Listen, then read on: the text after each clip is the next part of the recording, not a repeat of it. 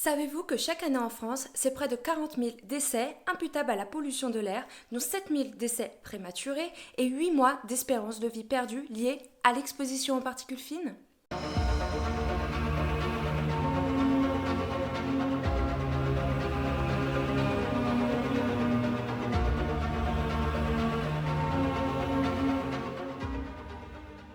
Bonjour et bienvenue à tous sur Instant Planète TV.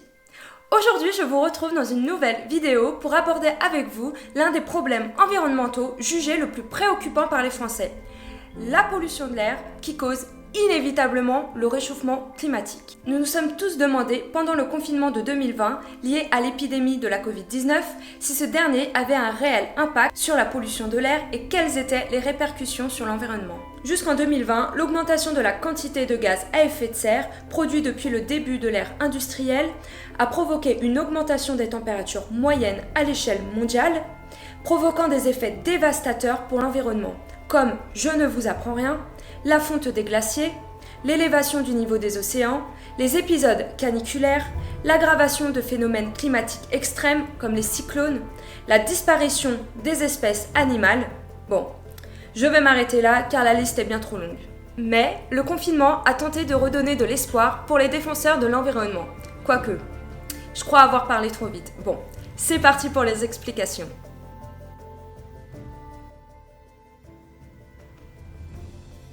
Comme vous le savez, nous avons connu un confinement sans précédent lors du printemps de 2020 qui avait pour objectif de limiter la propagation du virus sur le territoire. Celui-ci a eu des conséquences sur la santé, les activités sociales et économiques ainsi que sur l'environnement. Le ralentissement massif de l'activité économique a engendré une forte diminution des émissions de polluants atmosphériques et de la mortalité qui y est associée. Le trafic routier a diminué de près de 70% lors du premier confinement, ce qui s'avère être plutôt une bonne nouvelle, non ? Et donc, selon une étude réalisée par la Santé publique France et le CITEPA, Centre interprofessionnel technique d'études de la pollution atmosphérique, les restrictions strictes imposées aux déplacements urbains ont permis de faire chuter rapidement le dioxyde d'azote, issu principalement du trafic routier, autour de moins 40 à moins 50%. Le confinement a également permis de diminuer de manière progressive l'émission de particules fines, soit de moins 7%, qui proviennent de plusieurs types de sources comme le chauffage. Au total, le confinement en France a permis d'éviter environ 2300 décès liés à l'exposition aux particules fines et environ 1200 décès liés à l'exposition au dioxyde d'azote. Bon, perso, je trouve qu'on peut mieux faire si tout le monde y met du sien et si on trouve des solutions pertinentes pour lutter contre la pollution. À l'échelle de la Chine, toutes les méthodes pour lutter contre la Covid-19, comme les quarantaines, l'interdiction de voyager, ont entraîné une diminution de près de 25% des émissions de carbone. Dans le premier mois de confinement et du fait de la réduction du trafic aérien, du raffinage du pétrole et de la consommation de charbon, la Chine a produit environ 200 millions de tonnes métriques de dioxyde de carbone de moins que sur la même période en 2019. D'ailleurs, un scientifique spécialiste du système Terre estime que cette réduction a permis de sauver près de 77 000 vies. Mais faut-il réellement s'émerveiller de la réduction des émissions de gaz à effet de serre dues aux mesures de confinement ?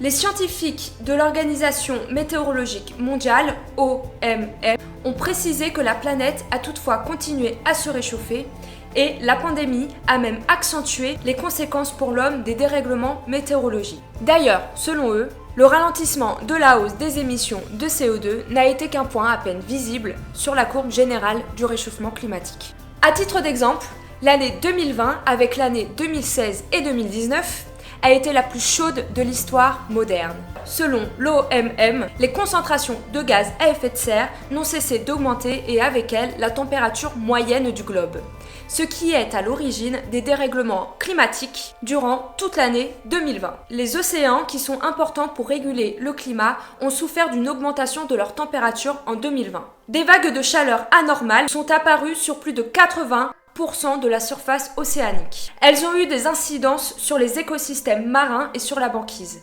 Des records de température enregistrés en juillet et en octobre dans le cercle polaire de la Sibérie ont accéléré la fonte de la banquise. En 2020, de fortes pluies et de graves inondations se sont produites dans de vastes zones d'Afrique et d'Asie. Ces fortes pluies et inondations ont entraîné une invasion de criquets pèlerins dans une grande partie du Sahel et de la Corne de l'Afrique, mettant en danger les récoltes dans ces régions qui sont déjà sous tension alimentaire.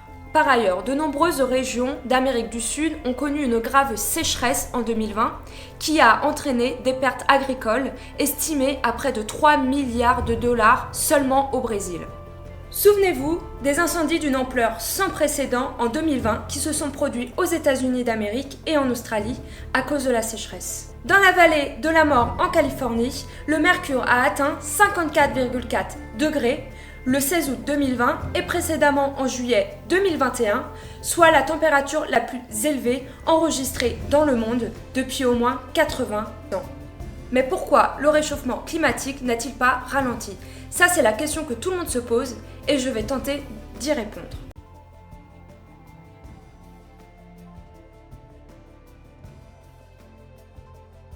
Car c'est dû au fait que ces émissions de gaz à effet de serre s'accumulent dans l'atmosphère et ce ne sont pas quelques mois de ralentissement de ces émissions qui vont changer la tendance à long terme. D'ailleurs, paradoxalement, la pandémie a aggravé les effets dévastateurs du réchauffement climatique puisque, indirectement, certains pays ont à nouveau recours à des méthodes très polluantes pour amortir le choc économique lié à la crise sanitaire et récupérer tant bien que mal leur retard.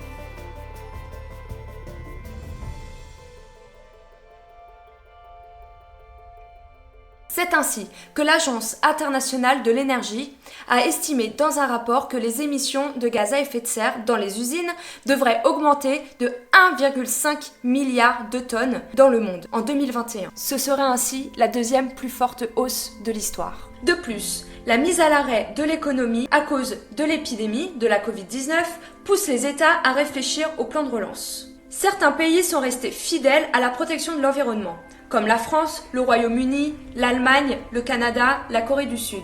Cependant, ces États sont bien trop peu nombreux. En effet, la plupart des gouvernements, tels que l'Australie, l'Italie, le Japon, la Turquie, l'Arabie Saoudite, la Russie, les États-Unis, qui sont d'ailleurs les plus mauvais élèves, ont choisi de passer outre la transition écologique afin de retrouver une croissance d'avant Covid en décidant, par exemple, de ne plus recourir aux stimulus économiques qui permettaient de préserver la nature et de lutter contre le réchauffement climatique. Quant à la Chine, ses investissements dans la transition écologique ne suffisent pas à compenser les dépenses néfastes pour l'environnement. Mais même si certains pays investissent dans une reprise économique verte, cela malheureusement ne suffit pas à contrebalancer les investissements polluants. C'est la fin de cette vidéo. Si cette vidéo vous a plu, n'hésitez pas à mettre un gros like et à mettre un commentaire. Ah, et puis surtout, n'hésitez pas à vous abonner, ça je crois que c'est le plus important. Allez, à bientôt sur Instant Planète TV. Allez, j'ai oublié, et ça je crois que c'est quand même le plus important, soyez plus green et faites un geste pour notre planète. Allez, salut!